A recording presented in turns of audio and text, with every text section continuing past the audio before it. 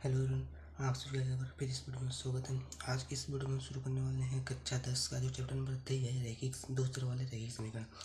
जो उसकी प्रश्नावली 3.6 है, उसका जो पहला क्वेश्चन है उसको पूरा डिटेल से सोल्व करेंगे। ठीक है, तो क्या करें, समीकरण के योग को रैखिक समीकरण में पहले बदलना है, बाद में इसको हल करना है। ठीक है, तो लिखते हैं हल। देखिएगा, लिखेंगे हल हल लिखेंगे दिया है क्या दे रखा है, हमको दे रखा है पहला समीकरण क्या था कि 1/2x, इसको लिखेंगे 1/2x 1 plus 1/3y equal to 2। समीकरण नंबर 1 दे रखा है। दूसरा 1/3x प्लस का 1/2y इक्वल टू 13/6। ये समीकरण नंबर कितना है, 2 है। अब इस टाइप के क्वेश्चन को हम क्या करना होता है, इसको हमको तो मानना होता है। तो क्या करेंगे, हम मान लेते हैं, मान लिया हमने 1/x को मान लेते हैं a, तो यहाँ पर लिखेंगे माना, बिल्कुल बढ़िया से लिखेंगे, चूंकि करके लिख देंगे माना। 1/x को हम क्या मान लिया, a मान लिया, और 1/y को हमने क्या मान लिया, b मान लिया। यहाँ पर 1/x है, वहाँ पर क्या रख सकते हैं, a रख सकते हैं। ठीक है, समीकरण 1 देगा, लिखेंगे समीकरण 1 से, पहले लिखते हैं समीकरण 1 से, लिखेंगे समीकरण 1 से। अब समीकरण 1 क्या देगा, 1/2। अब इसको हम लिख सकते हैं गुणा 1/x, ऐसे लिख सकते हैं बिल्कुल। जब इसको गुणा करेंगे तो यही आ जाएगा ऊपर वाला। ठीक है, इसी तरह से इसको भी लिख सकते हैं 1/3y गुणा 1/3 गुणा 1/y इक्वल टू 2। अब 1/x की जगह पर क्या रखते हैं, a, तो 1/2 गुणा है 1/3 b की जगह पर क्या रख देते हैं, 1/y की जगह पर क्या रख देंगे, b इक्वल टू 2। अब देखिएगा, इसके जो हर जो है सेम नहीं है, पहले इसको सॉल्व कर लेते हैं। तो a/2 हो जाएगा, b/3 हो जाएगा इक्वल टू 2। ठीक है, अब इसके हर सेम नहीं है तो इसको क्या करेंगे, 3 से मल्टीप्लाई कर देंगे, तो 3a हो जाएगा, 2b हो जाएगा, अपॉन में 3 गुणा 6 इक्वल टू 2। अब देखिएगा, यहाँ पर इसके नीचे कुछ नहीं है। जब किसी एक संख्या के नीचे कुछ ना हो तो उसके नीचे क्या होता है, एक होता है। तो एक होता है, इसको हम कर देंगे 3 से मल्टीप्लाई कर लेंगे, तो इसका इससे कर देंगे, इसका इससे करेंगे, तो हो जाएगा 3a प्लस का 2b इक्वल टू 6 गुणा 12। तो समीकरण नंबर क्या बन गया हमारे पास, ये समीकरण नंबर 3 आ गया। ठीक है, अब हमने समीकरण 1 को हमने देखिए समीकरण के 1 में हमने बना लिया। ठीक है, अब इसको हम समीकरण 20 इस बी को भी बनाते हैं, तो लिखेंगे समीकरण 20 से। समीकरण जो है बी है, इसको भी बनाते हैं, तो लिखेंगे समीकरण 20 से। लिखते हैं समीकरण नंबर 20 से, लिखेंगे समीकरण 2 से। तो समीकरण नंबर हमको 2 क्या रखा है, 1/3x, तो 1/3 गुणा 1/x को क्या लिख सकते हैं, 1/x लिख सकते हैं बिल्कुल। तो 1/2y के जो 1/y लिख सकते हैं, इसको गुणा 1/y इक्वल टू क्या जगह 13/6। ठीक है, ये समीकरण नंबर कितना है, 2 रखा है। जैसा कि हमने कहा है 1/x की जगह पर क्या रखना, हमको a रखना है, 1/x की जगह पर a रखना है, 1/y की जगह पर क्या रखना है, b रखना है। तो रख देते हैं भैया 1/a रख देते हैं, यहाँ पर 1/y की जगह पर b रख देते हैं, तो 13/6। अब देखो, इसको भी थोड़ा सा अलग कर लेते हैं, 1/3 प्लस b/2 इक्वल टू 13/6। अब देखिए, इसकी भी हर सेम नहीं है, तो इसमें क्या करेंगे, 3 मल्टीप्लाई कर देंगे, क्रॉस मल्टीप्लीकेशन। ठीक है, तो यहाँ पर हो जाएगा 2a प्लस का 3b अपॉन में 6 इक्वल टू 13/6। अब देखिए, यहाँ पर भी 6 यहाँ पर सेम है, तो क्या गया, कैंसिल हो गया। तो क्या बनेगा हमारा, क्या बचा, 2a प्लस का 3b इक्वल टू 13। ये समीकरण नंबर 4 बन गया। अब हमने समीकरण नंबर 3 बना लिया, समीकरण नंबर 4 बना लिया। अब इसको क्या करेंगे, विलोपन विधि से हल कर देंगे, लिखेंगे समीकरण 1 तथा 2 से। ठीक है, अब लिखेंगे समीकरण 1 तथा 2 से, समीकरण 3 तथा 2 से, 3 तथा 4 से, तथा 4 से। अब समीकरण नंबर 3 क्या बनेगा हमारे पास, समीकरण नंबर 3 ये तो है, 3a plus 2b equal to 12। लिखते हैं 3a प्लस का 2b इक्वल टू 12, समीकरण नंबर 3। और समीकरण 4 क्या है, 2a प्लस का 3b इक्वल टू 13, समीकरण नंबर कितना बनेगा, ये 4 है। ठीक, अब इसमें देखिएगा, हमको एक इसी या तो हम a को समान कर लें या तो b को समान कर लें।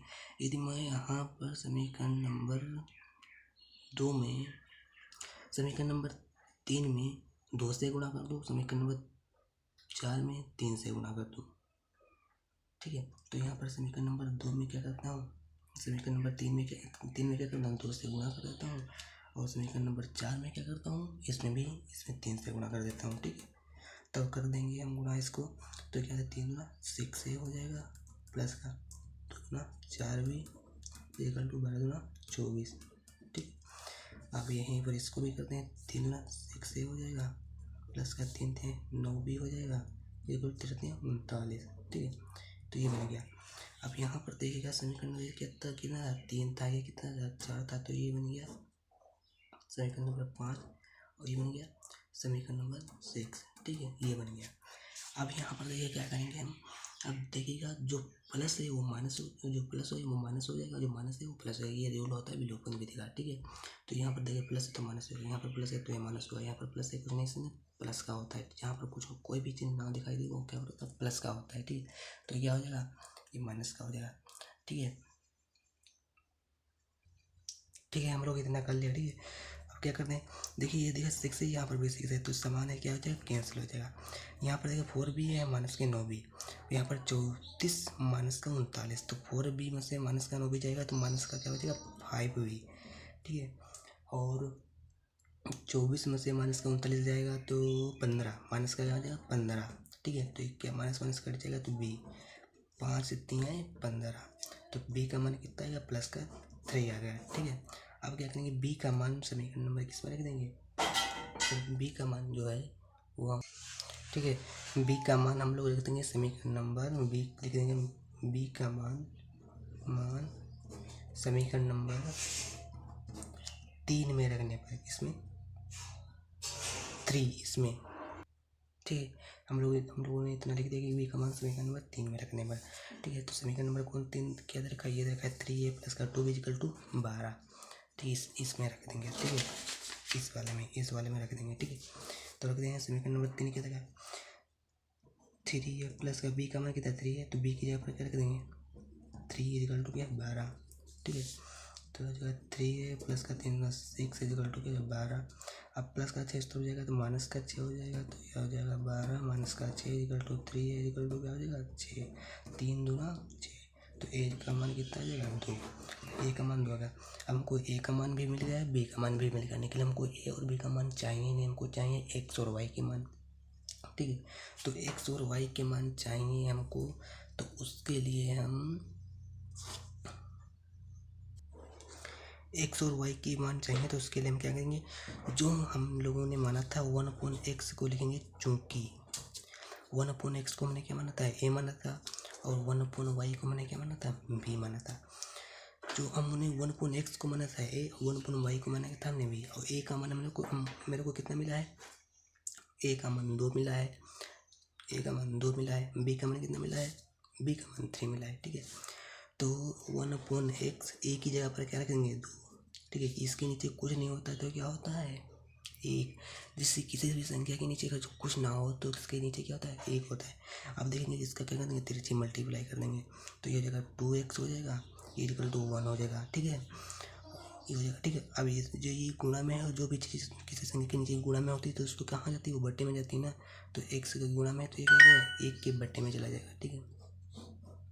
ये गुणा में है तो ये क्या है 1 के बट्टे में चला जाएगा। इसी तरह से हम बी में वाई 1/y वाले में करेंगे, और 1/y, अब बी का मान कितना था, बी का मान कितना निकला है 3 निकला है, इसके नीचे कुछ नहीं है तो 1 हो जाएगा, ठीक है। तो इसका भी 3 से मल्टीप्लाई कर देंगे तो ये आ जाएगा 3y इक्वल टू 1, जो गुणा में है तो 3 गुणा में वो क्या हो जाएगा बट्टे में चला जाएगा, तो y इक्वल टू 1/3 हो जाएगा, ठीक है, ये आएगा। तो हमको x का मान मिल गया और y का मान मिल गया, यही हमारा आंसर है, ठीक। अब देखिए यहाँ से अगर जो तुम तिरछी मल्टीप्लाई ना करना चाहो, शॉर्टकट में निकालना चाहो, तो ये क्या करना है, तो क्या करना होता है, इसको पलट दो, मतलब जो नीचे है उसको ऊपर ले जाओ, तो ऊपर लेंगे, नीचे क्या गया 1, ठीक है। अब इसी तरह से इसको भी पलट, जो नीचे है उसको ऊपर ले जाओ, जो ऊपर है उसको नीचे लाओ, ठीक है, इसको पलट दिया। अब जो भी चीज़ संख्या में किसी संख्या के नीचे 1 लिखा हो तो उसका कोई मतलब नहीं है, तो चाहे उसको लिखो चाहे ना लिखो, ठीक है। तो इसको हमने y इक्वल टू 1 को हटा छोड़ दिया 1/3, ठीक, ये से भी लगा सकते हो, ये तो ऐसे कर दो, ठीक है।